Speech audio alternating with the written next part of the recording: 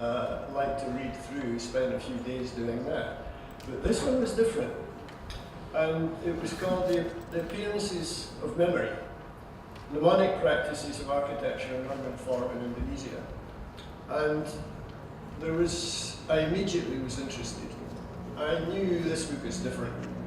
This was a novel way, and he never mentions urban design in the book, but this is a novel way of looking at how to perceive urban design. I wrote a review of the book, which I'm very proud of actually, because usually I always think it's a test of your ability to compress an entire book down to 2 pages and actually say something about it. And I'd just like to read you a couple of small passages which I think actually illustrate much more about his work than you might see just from the cover. I said, his first book, Behind the Post-Colonial, that was the one I had read before, appeared in 2000 with the intention of examining ways from which to view the emergence and development of the socio-cultural crisis in the post-colonial world. I guess that applies to the whole country of Indonesia. And the ways this crisis both shapes and is shaped by the practices of architecture and urban design. Its singular contribution, that's Behind the Post-Colonial, was to invert the overall thrust of many post-colonial studies, that is, through the lens of domination and resistance, with the emballage that this entails. In the new book, the one that came after that, in the Appearances of Memory, Abidin focuses on, as the title denotes, on a series of 8 memoirs that encapsulate a complex archaeology of memory, the archetypes of mnemonic experience for many Indonesians. Moving from his prior work, subscribed by the influence of political cultures, he now moves to consciousness and experience, dredging the mnemonic for its material, symbolic, and creative content, and the role in interpreting and reconfiguring urban space. If you can get a hold of these books, buy them. Abidin.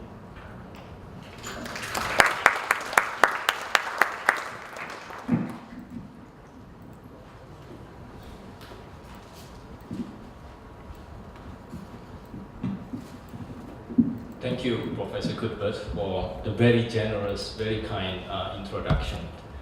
I also want to take this opportunity to thank Julie Nichols, Mbak Ayu, and also the whole organizing committee of this conference for inviting me to be here. I'm happy to be in Bali, so I would just simply say yes to the invitation. But behind that, of course, there's also a very challenging topic that we are going to discuss in these 2 days.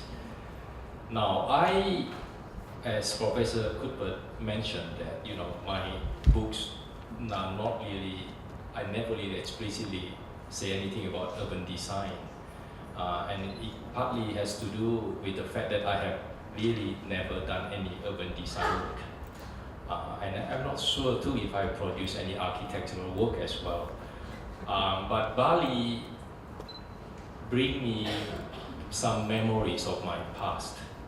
So I have to give you maybe some confessions about my relationship with Bali, with architecture, and also with the notion of politics.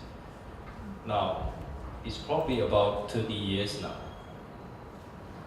Just soon after I graduated from architectural school in Surabaya, I actually worked as an architect in Jakarta, and I worked for a Japanese construction firm called Shimizu. Now, what is interesting about that experience is that after months of just drawing details, I was given a very interesting project. It is a project called Amenity Core in Nusa Dua, Bali. I believe it is actually a project attached to maybe the Grand Hyatt Hotel in Nusa Dua.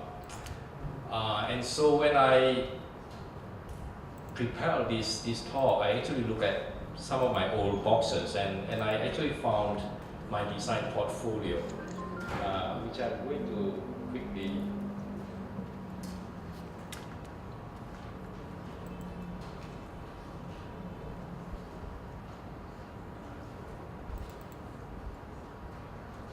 I'm trying to see which one is the move forward.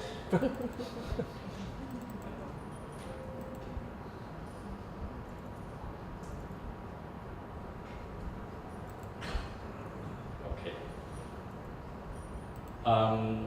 And so I was able to find this little portfolio which I prepared in 1990. Yeah, and that really was for my application for a Fulbright scholarship in order to study, graduate program in the US.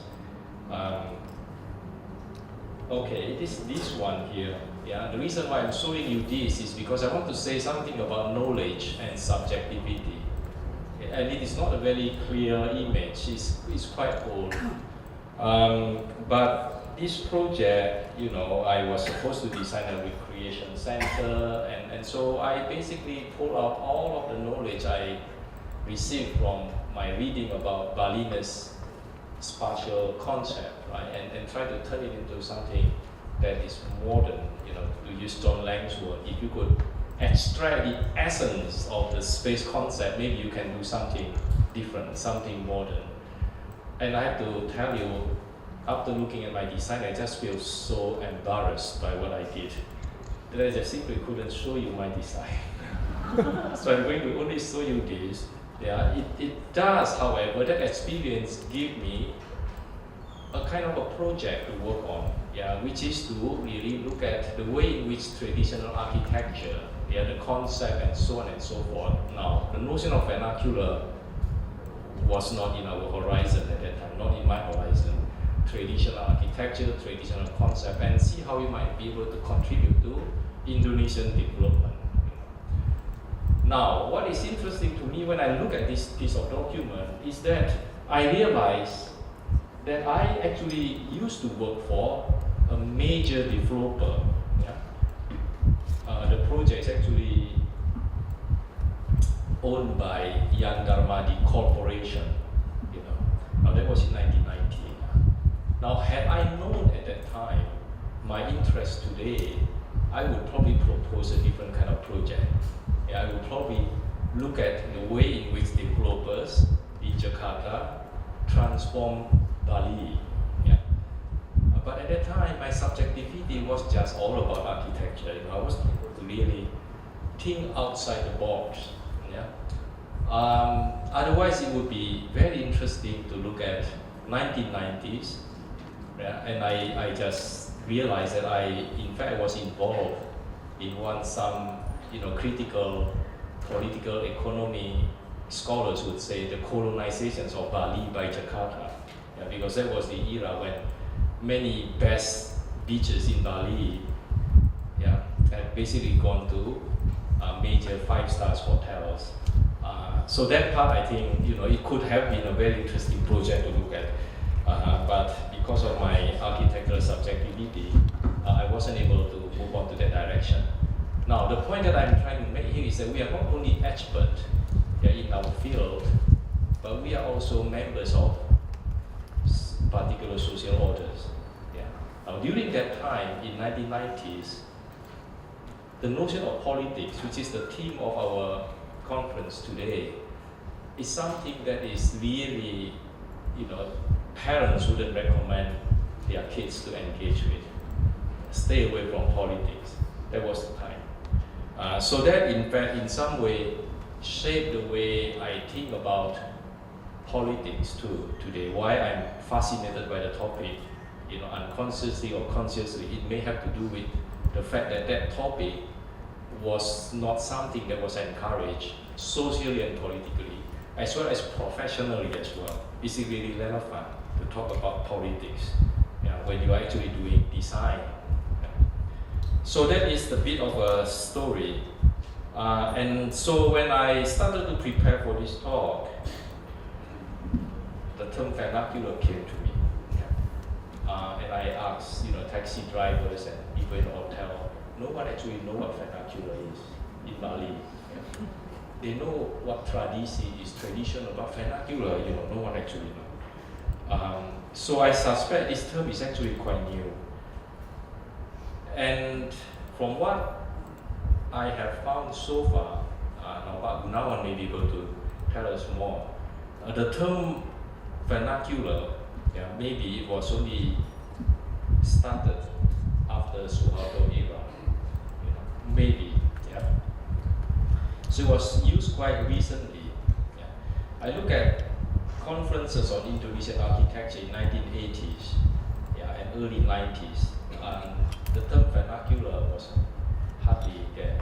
So it's interesting this is a question, why vernacular begins to be something that is so interesting and so important today than say during Suharto time. It may well be, it may has to do with Pak Gunawan as well, able to introduce this term, and then open up a new way to think about tradition or the traditional. And this is something that we need to discuss. What is the difference between the traditional and the vernacular? But then if we start to do more Googling, maybe I need to get some tutorial.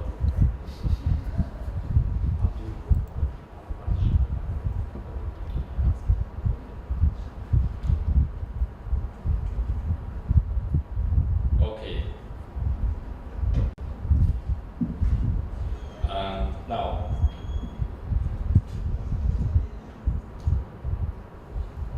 right, so coming to terms with the vernacular, that's my second topic after knowledge and subjectivity. If you look at this, like through all this Googling, what I see is that more and more architects today, they use the term vernacular. Now for those who like the term, it may well be for some good 3 or 4 reasons. First is that it acknowledges the non-monumental, the popular, the ordinary, or even the informal, as a legitimate expression of architecture.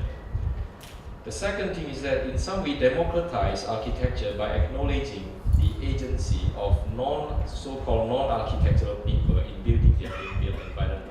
So people actually able to build something, and it is more or less acknowledged through the notion of vernacular. And also it accepts changes in build form, and acknowledge the importance of incremental approach to design. I'm thinking about, say, the Indonesian kampung. Kampung is a term for the lower class neighborhood. And what I find also interesting is Indonesian architects, and these are all really mainly from Googling, the notion of vernacular in Indonesian language. They actually able to make the difference between vernacular and traditional. For them, vernacular is more capable of dealing with notion of time, with change and with innovation. And then they somehow feel like, tradition seems to refer to some kind of a timeless heritage, subjected to preservation, which is becoming interesting. So then in some way, it transcends this binarism of the modern and the traditional. So for some of these architects, you can come up with a formula: tradition plus innovations equal vernacular. I see tradition is something that is associated with preservation, but when you plus innovation, then the vernacular begins to operate in a very interesting way. So that is one way to think about it. And then the other sort of a position, and there is a lot of debate actually going on if you just Google it, the notion of vernacular. I have a very interesting guru, teacher, back then in Surabaya, someone that I continue to be very respectful, Pak Yosef Priyotono. He explicitly mentioned that vernacular, the notion of vernacular stigmatize certain built environment yeah, as it holds others, the architectural, the culture, or foreign influence up as the norm. Yeah, so in some way, for him, it reproduces colonialism. Yeah, as the European world would be located on the top of the hierarchy, and the vernacular is at the bottom. And so for Priyotomo, the term vernacular suggests an inferior status, yeah, as it connotes a continuous colonization of one language by another group speaking a different language. And so therefore he suggested other terms such as Nusantara and so on and so forth, which also provide a very interesting debate. Yeah. So that is this other position that basically say somehow no to the vernacular, because it recreates that whole hierarchy. It reproduces these notions of the colonizer in some way in the marginalized positions, yeah, of a particular place. And of course, there are also some people who actually quite like that whole notion of vernacular, and they work on it in a very interesting way as well. This is another group, and they quite like it partly because it, in fact, that is quite correct, to produce the self and other position. And I suspect that has to do with the deep psyche of Indonesians who are looking for some kind of a rootedness, yeah, the placeness, which is tied to the construction of self. Because we know the notion of vernacular came from Indo-Germanic Latin word, means rootedness, yeah, which is associated with homegrown. Yeah. So the notion of vernacular, it produced this self and other kind of a relation, the insider and the outsider, indigeneity and alien. Now, it also invites us to think about the whole notion of origin, yeah, search of a layer of culture, yeah, or so-called civilization, considered as authentic, yeah, and local, and that is assumed to be lie underneath external influences. Yeah. Now, in architectural culture, we are familiar with that whole sense of self and other as well. Yeah. Very often, we read books or articles about how the land-based architecture, yeah, which is architecture of walls and stones, and that actually came from tradition of the West, and then also the Indic and also the Scenic. Yeah, these are all called wall architecture, and how it is different from the indigenous architecture of what Priyotomo himself says, architecture of shade, not wall. Yeah, it's a water-based civilization, the Austronesian living houses, you have to use Waterson's term. And so the vernacular, it somehow produced these notions of local agency, a kind of a genius loci, yeah, which is in some way connected to the whole search for authenticity and origin. So that also in some way something that we need to have a conversation with, yeah, whether the vernacular in some way produce this sense of search for rootedness, identity, and indigeneity. Yeah, and in what context, this term is being understood. Yeah, as opposed to maybe something more cosmopolitan, the Nusantara. Yeah, it's about mixing. It's about not so much about which layer is more original than others.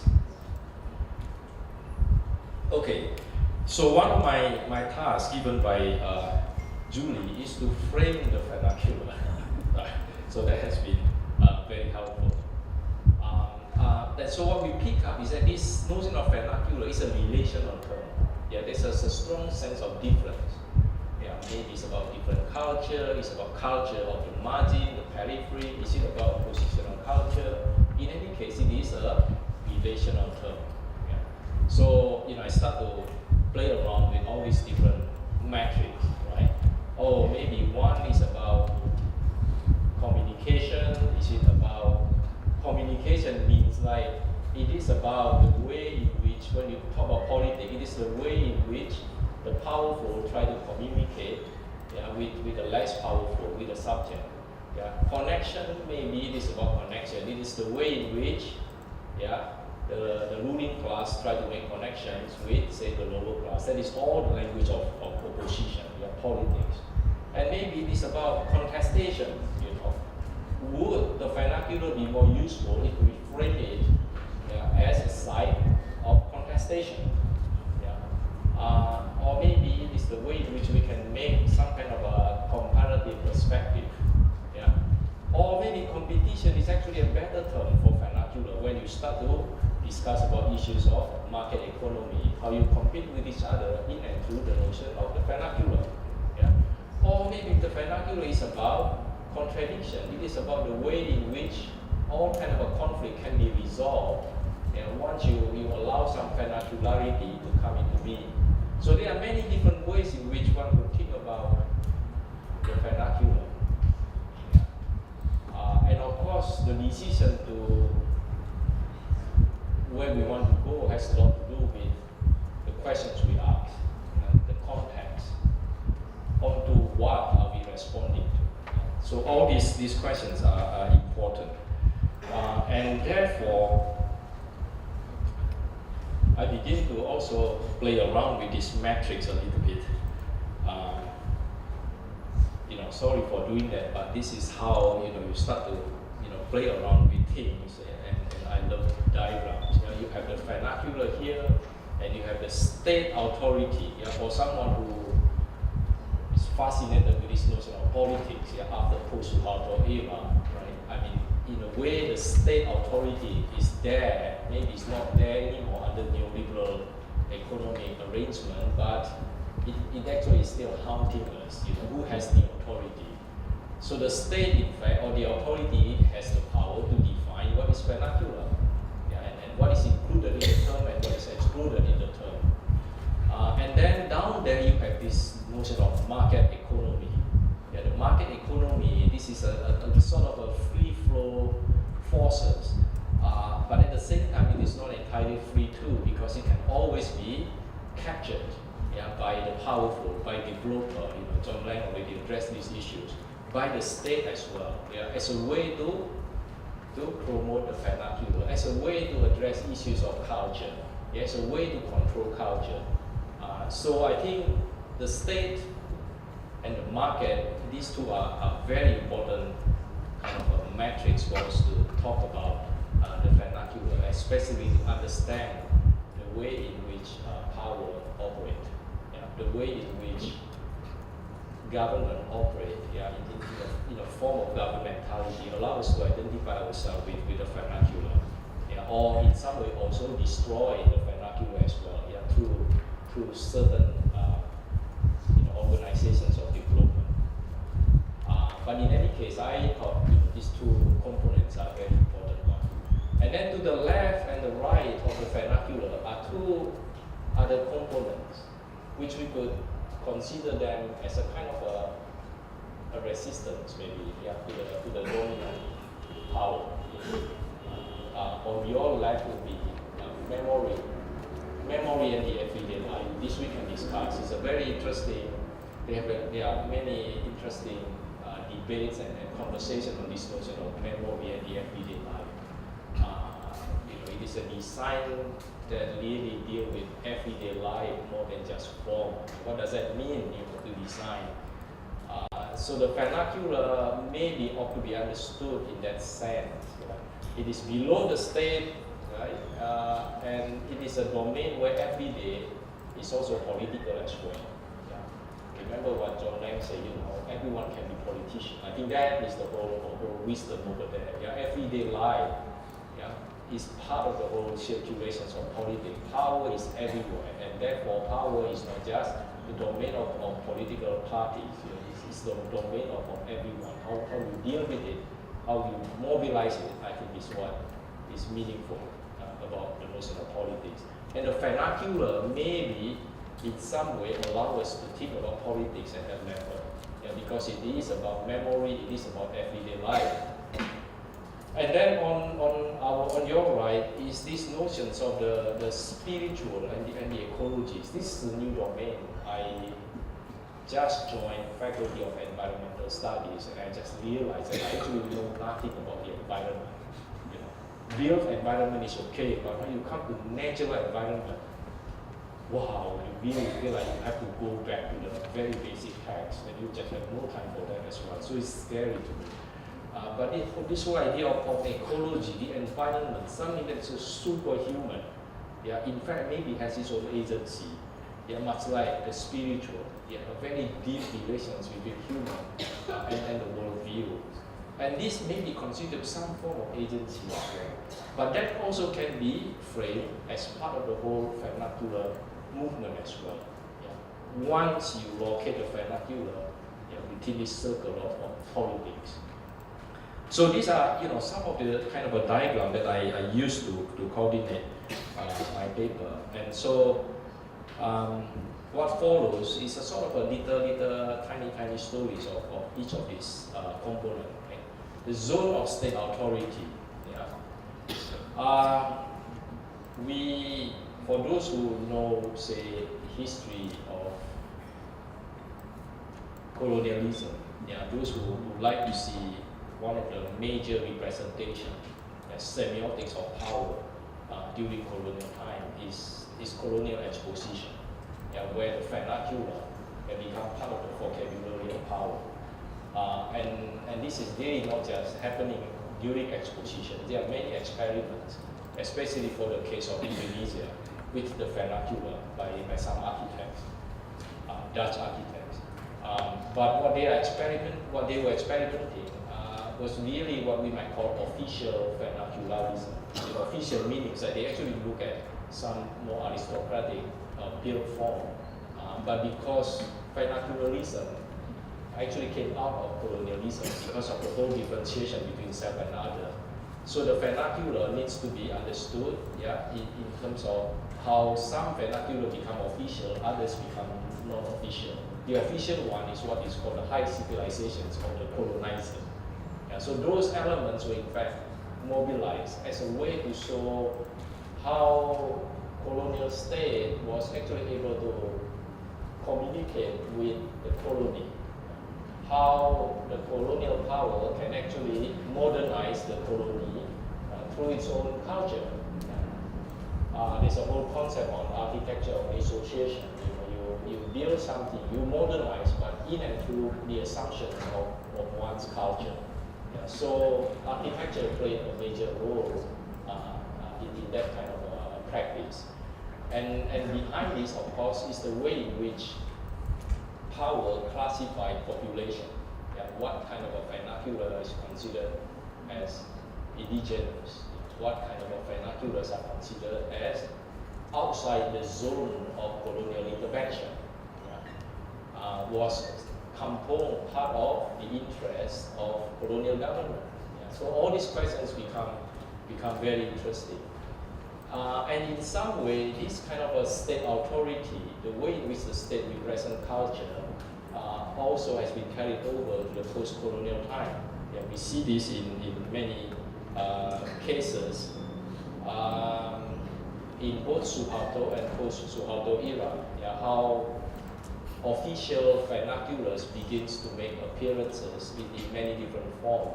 Yeah. As an educational apparatus, as a way to stabilize, as a way to control culture, and also in the post-Suharto era, as a way for local government, regional government to promote its own identity.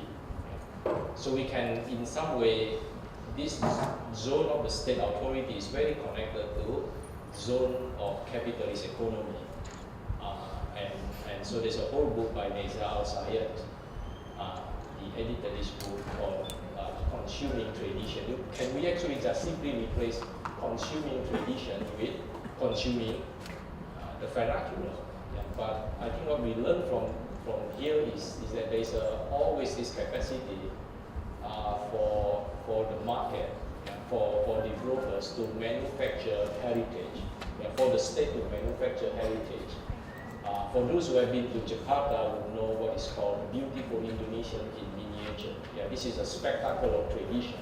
Yeah, in some way trying to demonstrate the so-called heritage of different regions of Indonesia. But at the same time, it is also the way in which the state controls territory as well, which counted as official vernacular, which are actually not quite part of the official. And of course, tourism is one major component. Yeah. But what we need to remember here is that in these productions of the vernacular, very often displacement also comes into being, which by ways of gentrification. So you produce a sort of a heritage-like environment, but at the same time, that also drive the property market, and in some way that also produce displacement for those who actually live there. So what we learn about, say, the way capitalist economy operates is that the vernacular environment very often is displaced by this capitalist economy, but at the same time it could also be produced by this economy as well, through manufacturing this heritage. And if we move on a little bit to this other coordinate called zone of memory and everyday life, I tend to want to locate this zone in a sort of what we call more thinking about the agency of the locals, the resistances part. If the first two zones, one on the state authority and the second one on capitalist economy, this really produce what we call domination. Then we might actually want to consider, perhaps we should create different zones that would allow us to think about resistances, about everyday life. And this, of course, is something that we could conceptualize as inherent in the vernacular, but it is also not quite as well. It may actually be generated by the economy, by the what we call the acceleration of time, by the whole major transformations in, say, the city, and therefore that really generate a response by way of putting forward everyday life as an agency of the local. So some of these images, these are actually images. Two of them are from Yogyakarta, project by Roman Wijaya, who basically put forward the idea of the local and the kampung as a zone, as an area where you can think about dignity, about identity, and it all came out of the sense of attachment to the place, and in some way this kind of politics allow this kampung to survive. And recently there was a whole repainting of the neighborhood as well. So this is something that now become a very rich area. If we look at other scholarship outside architecture, especially from anthropology, there are all these new terms that has come out. Informality, gray space, spaces of insurgency, encroachment, tactics. This become a very rich area to think about agency, about opposition, about resistances, from what we might call popular vernacularism instead of the upper class official vernacularism. And so maybe this is how we begin to appreciate kampung, as the vernacular, not just because it is a vernacular, but because it is related to power relation. It relates itself to struggle with the challenge of the time. So this zone, I think, is a very important zone for us to keep considering, so that it is not just about form, but it is about way of life. Not just about way of life, it's about struggle to have certain way of life. Struggle to fight for the right to stay in the city, to live in the city. So framing it this way, the vernacular becomes quite meaningful because we take certain position. Okay. Now, this is the zone that is actually quite interesting, especially our Balinese friend who know about the recent reclamations of Tanjung Benoa Bay. Basically, developer from Jakarta, very powerful, trying to reclaim land in Benoa Bay in such a way so that it can become a major recreation center. When I look at it, I was haunted by what I did with Nusa Dua Bali as well. But at that time there was no protest because I don't even know if it was actually built. But the post-Wato era is a very specific time. But what is interesting here is the whole mobilizations of the domain of the spiritual and the ecological. as a way to register the dignity of the place. And therefore, one could begin to consider the vernacular is being in some way visualized through this zone of the spiritual and the ecological as a form of resistance. Now, what I find interesting in this whole struggle is the claim that the spiritual and the ecological is in some way timeless. It's not like other memory. Memory has a lot to do with time. Everyday life is also about time as well. But the spiritual and the ecological is portrayed as being outside of zone. You cannot somehow touch it. But if you violate it, it will talk back to you. So is the spiritual and the ecological is within power relations, or is it actually outside it? I mean, it depends on how we want to conceptualize it. But the point over here is how this domain has been mobilized for struggle. And they suddenly become part of the whole vernacular. So the vernacular has a lot to do with fighting back as well. And in some way, rituals and everything that has been mobilized as a way to protest the reclamations of the Nordic is basically to secure and also to challenge specific interests. So I thought, these are some of the, again, and what I'm proposing here is for us to think about the vernacular. Maybe it's a site of contestation, then it becomes all is about, in some way, agencies about who get what. And in some way, politics is about that. It is the way in which one claims certainty. It is how politics become no longer the domain of political parties or government, but it is the domain of everyone. And I think that makes the vernacular productive and interesting because it has that component of contestation.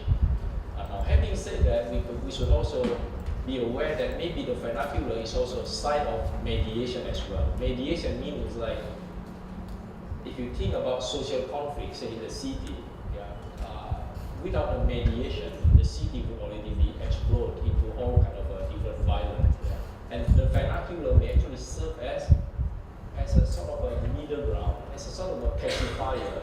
Not so much pacifier, but it somehow minimizes the potentials of conflict. In that sense, the vernacular, I think it is interesting. I have now started to be interested in kampong because kampong can also be seen as a site of mediation, so that the city won't be simply divided in between the have and the have-not. The kampong is kind of a middle zone. So are we now? Is it possible then to think about the vernacular as a site of mediation, a site of possible conflicts of resolution? But I think the more powerful part of the vernacular for me, what I would like to propose is to see the vernacular as a site of contestation, because then it becomes more interesting. So that will be all my presentation. I would love to have discussion. Thank you.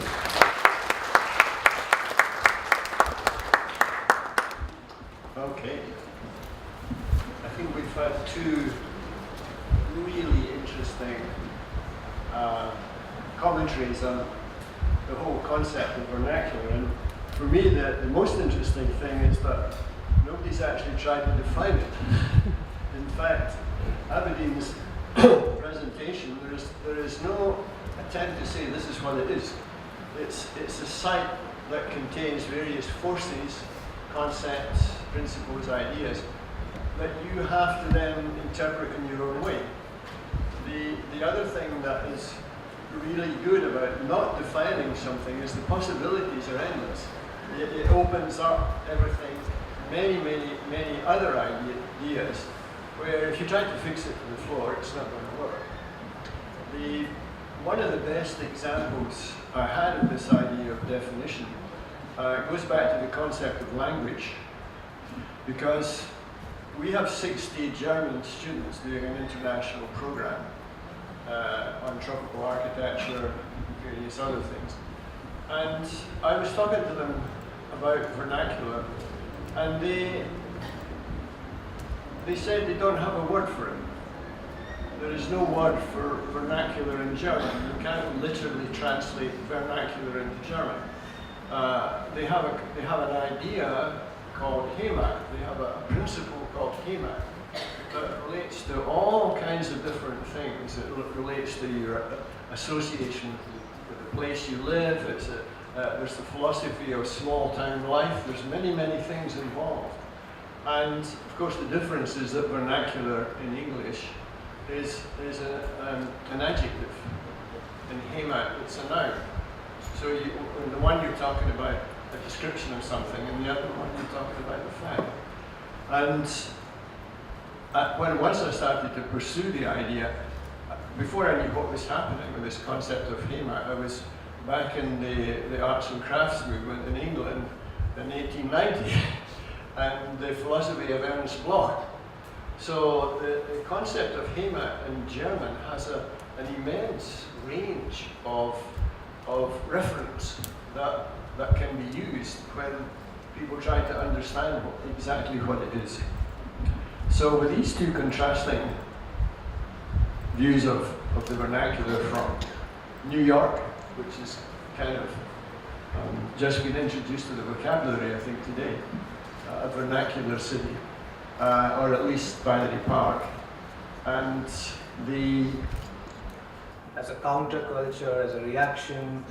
I was pretty intrigued by when you talk about spiritual and ecological, and you also, your thesis is that you want to keep it separate as almost an autonomous category outside the purview of, let's say, the state or politics or economy. I would like to know more about it because as I see it, especially the kind of images that you're showing, if I talk about organized spirituality or coming from organized religious effort, does it not become almost a question of social identity or even the question of power? Do you see it as a separate special category? Well, they use the term eco-spiritual ethics, yeah, or Balinese Hinduism. Yeah. We see the island of Bali, yeah, as I quote, a land of spiritualism, where all inhabitants, alive or unanimated, live side by side in harmony. Yeah. For me, when I did my graduate studies, I always believe in what, say, Michel Foucault said, power is everywhere. There's no outside. Yeah. Even though you believe in spiritualism, even though nature forces are out there, but they are all within that whole concept of power relations. It is how you use it that matters, how you mobilize it that matters, how you put meaning into it. Yeah. But with this, you are forced to somehow acknowledge that maybe it would be probably more powerful to conceptualize the possibility of something outside power relation, but it could actually, in some way, participate, in that power relation. That is actually quite difficult to even conceptualize. Can you actually conceptualize something that is outside your own concept? Yeah, but it becomes very powerful because the whole struggle is not so much about going back to the restorations of, now that is the tricky part. Is it really about the restorations of the unity of human and non-human relations, which is very important? But it is really about the fact that this has been violated and therefore it needs to be restored. So that violation to me is where power comes in. Yeah. Could you not see it as an instrument of identity rather than that's not, when I use the word instrument, I'm already hinting at power. Yeah. This is actually in response to John Lang's idea that we can all be politicians. Yeah. In fact, I would like to conceptualize it in that way as well. It is about how you mobilize your resources, yeah, and the natural and the ecological is part of the resources as well. As a way to fight against the unequal, the injustices.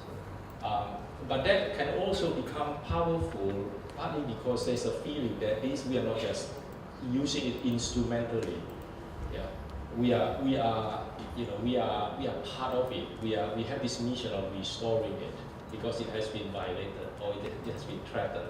But that in itself acknowledges there's something larger than us. So it cannot be just instrumental in that sense, because instrumental suggests that you have control over it. But this is not, I think that's powerful. I think a lot of how they conceptualize, but I think you bring that up, as part of the conversation. So that's why the promotion, is it outside, is it inside? No. So Bali is perhaps a rare example of a spiritual identity infusing everyday life. People in Bali would just leave their office to go and get some flowers to go to the temple, and that's part of accepted, but it's not. Whereas in other parts of the world, maybe the altar is the TV screen, and or maybe even spirituality, or is a kind of supermarket spirituality. You take people take an element of Buddhism, a little bit of Hinduism, a little bit of something else, and Kabbalah, and mix it for their own lives. So how do you look at this sort of supermarket view of identity and spirituality in your framework of the vernacular? Thank you. What Ramesh is suggesting is another domain that I would actually put it down vernacular as a domain for interaction.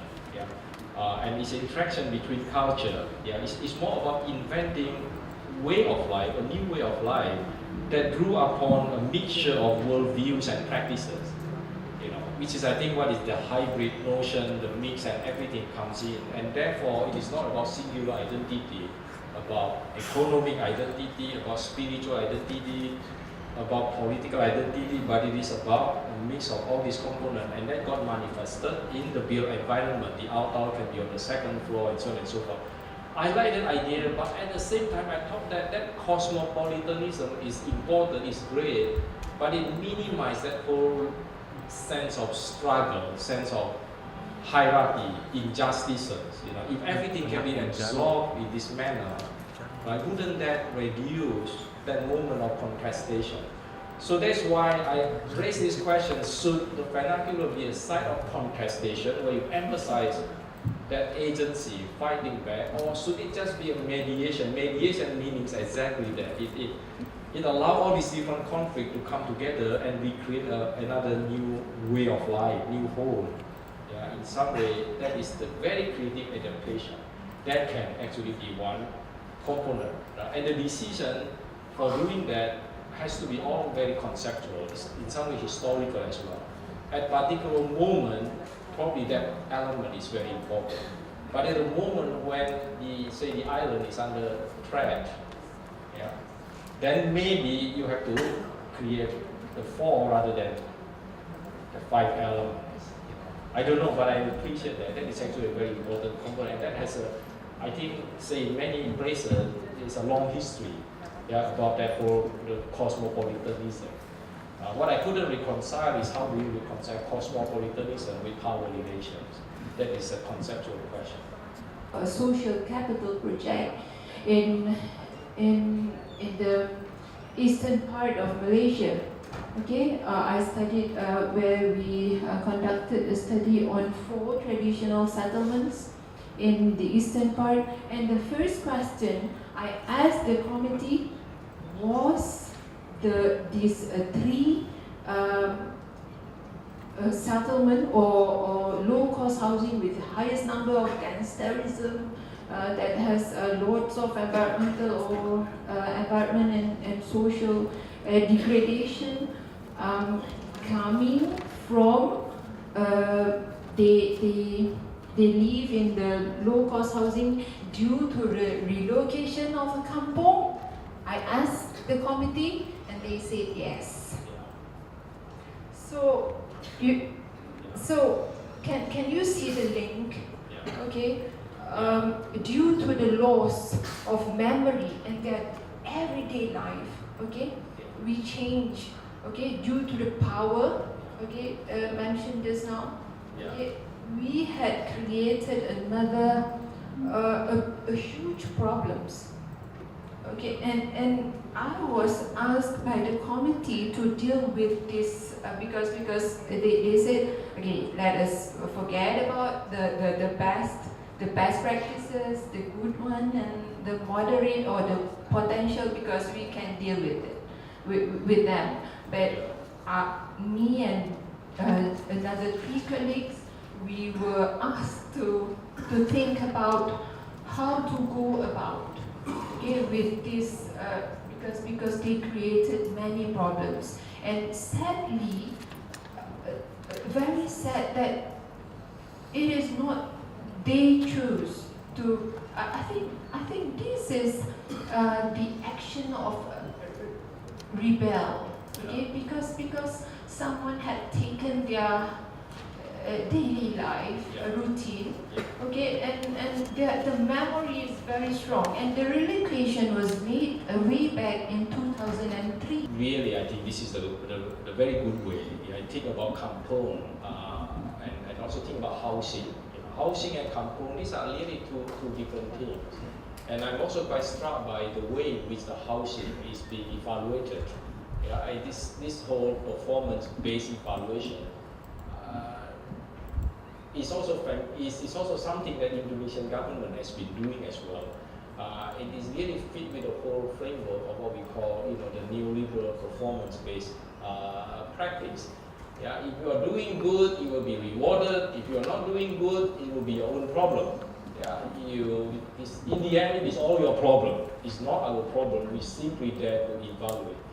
But that kind of logic is in total contradiction with the idea of vernacular as we begin to make sense of it. Because time, the concept of time is very important here. When you come to the issues of evaluation, performance, and housing, you don't appreciate or understand the importance of time and memory as it evolved in the environment of kampung.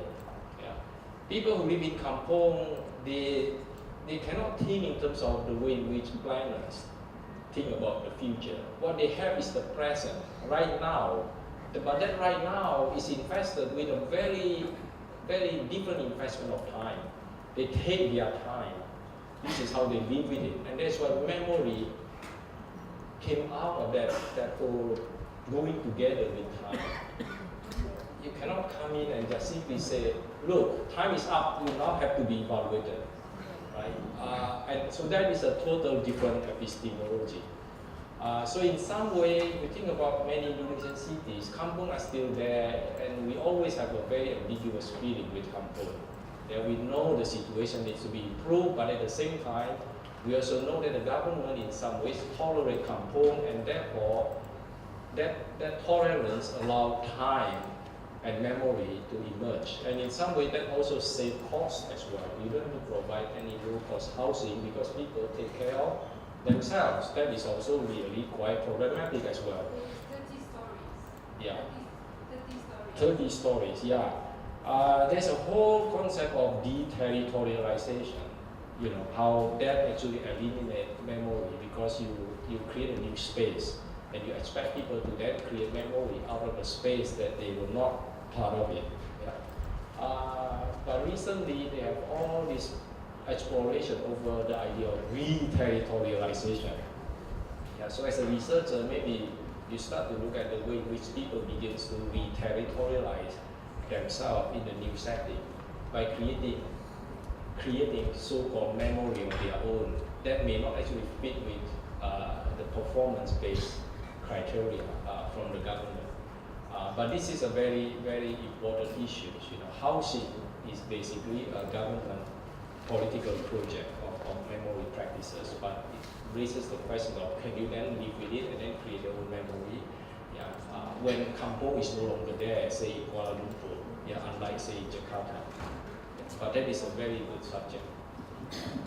Maybe one more question. So we see the physical, the non-physical, and another step is the metaphysical, which you will see in sacred landscapes. So what we are seeing today, one of the issues which is arising today, that the market forces, or you say the market forces are shaping the society as well.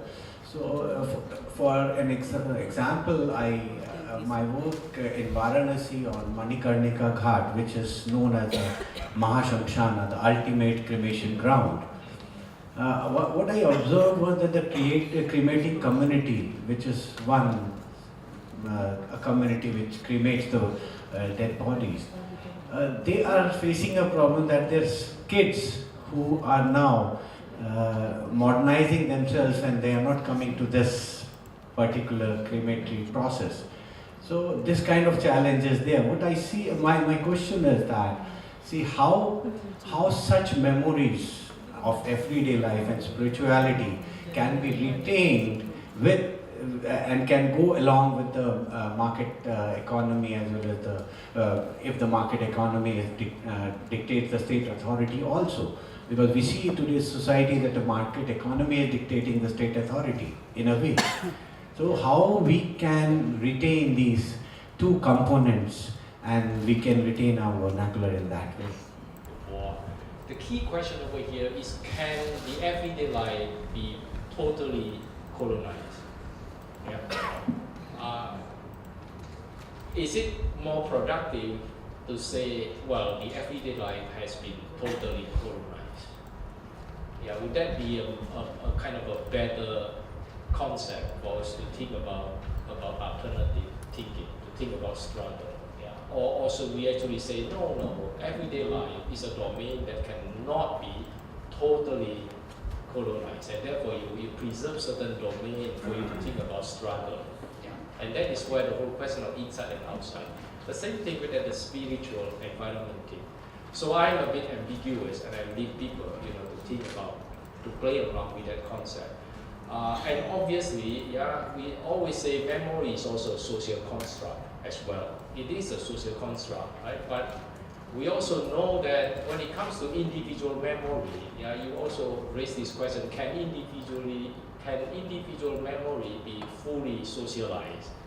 You can always come with that kind of a series of questions, right? Isn't the social is already a reductive process that eliminates individual memory?